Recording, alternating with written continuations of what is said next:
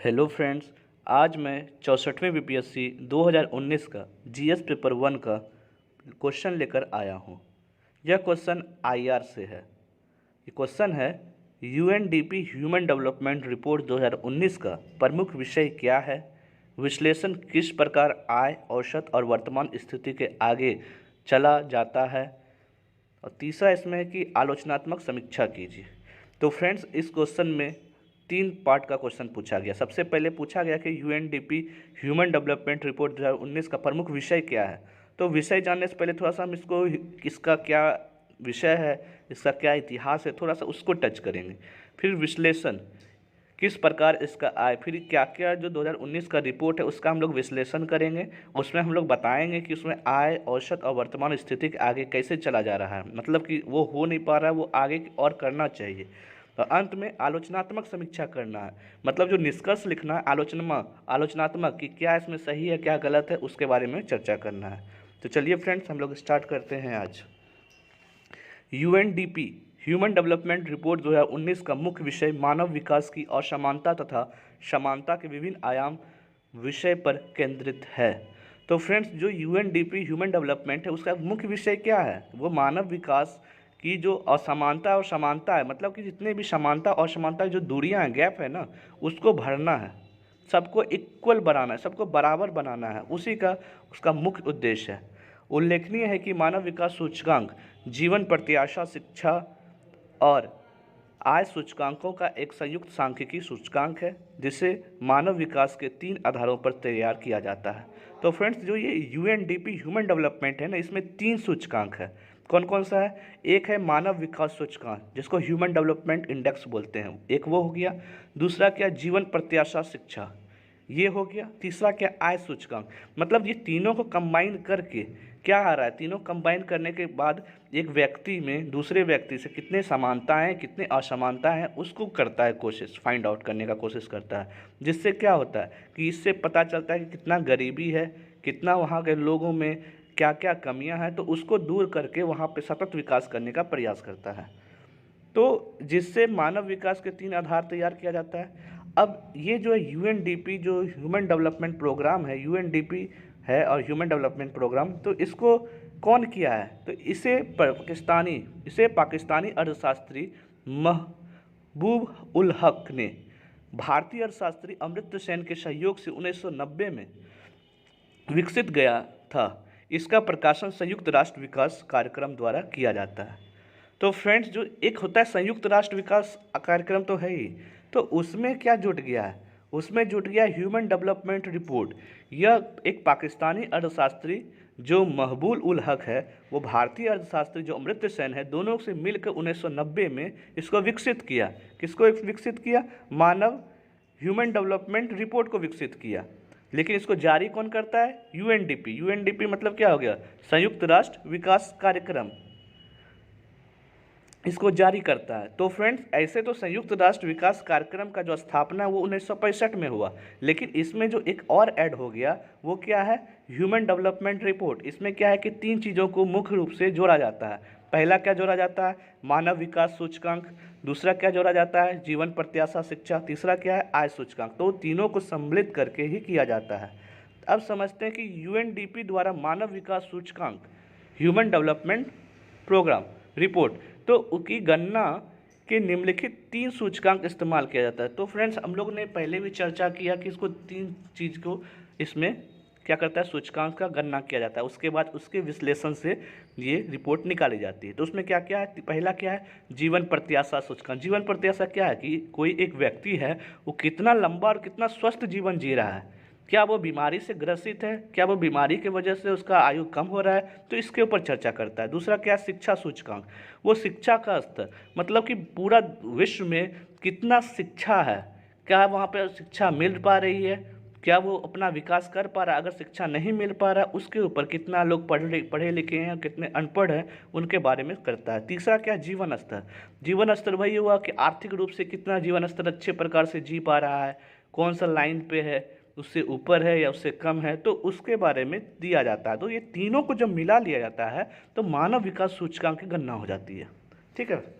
फिर आगे हम लोग समझेंगे कि अपने 2010 से मानव विकास विवरण में यूएनडीपी ने मानव विकास सूचकांक की गणना के लिए एक नई विधि का उपयोग करना शुरू किया। इसके अंतर्गत निम्नलिखित 3 सूचकांक का इस्तेमाल किया जाता है।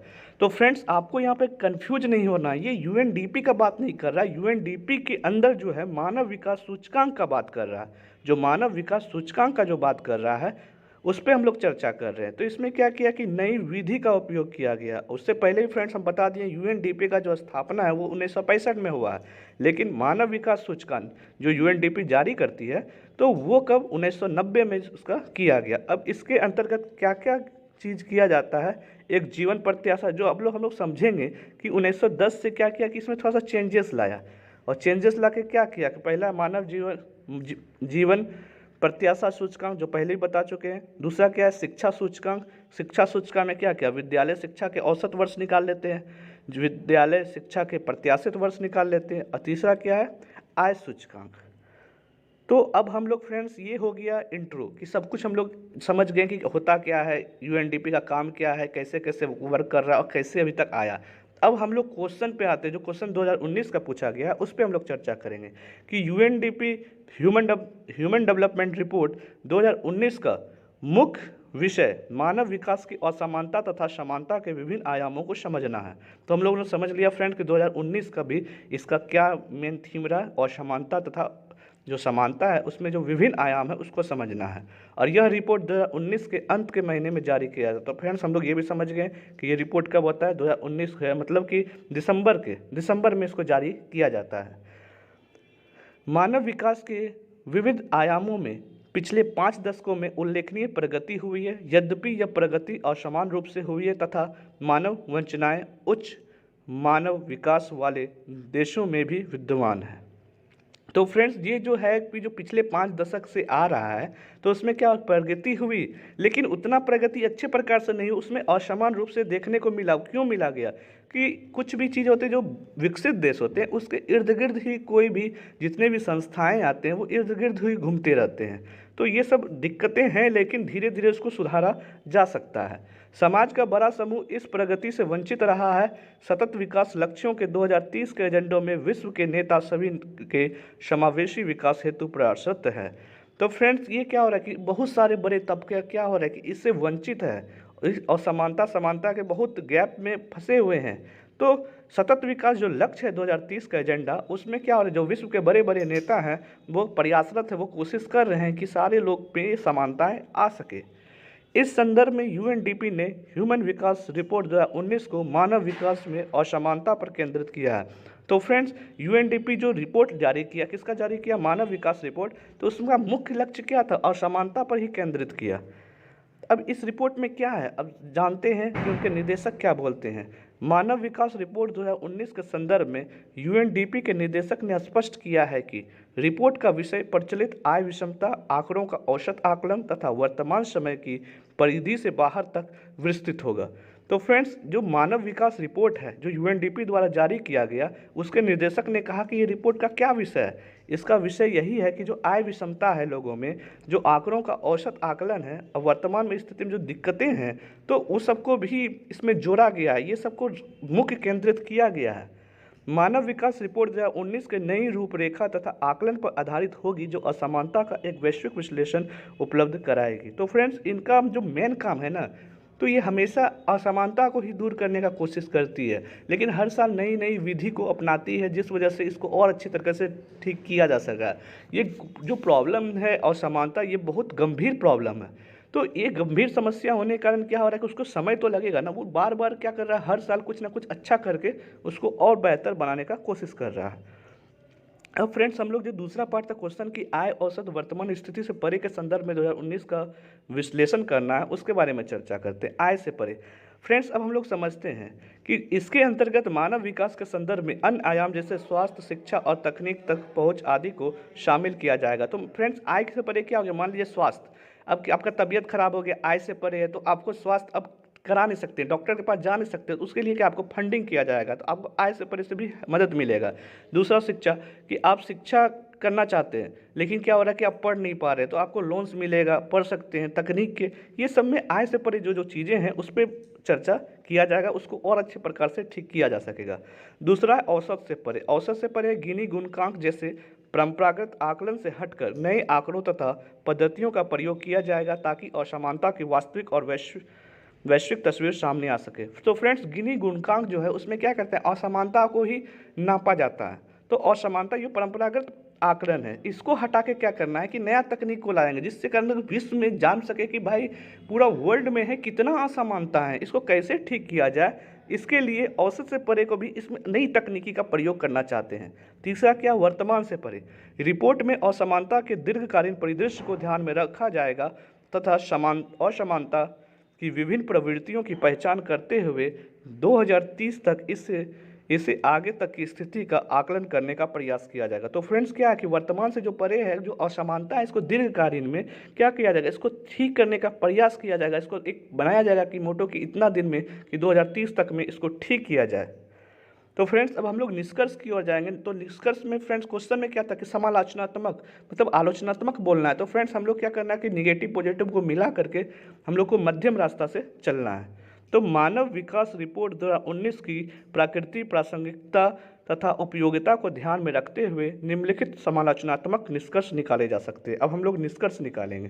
पहला क्या है कि रिपोर्ट में आय की परंपरागत पद्धति के अतिरिक्त अन्य क्षेत्रों पर भी ध्यान केंद्रित किया जाएगा।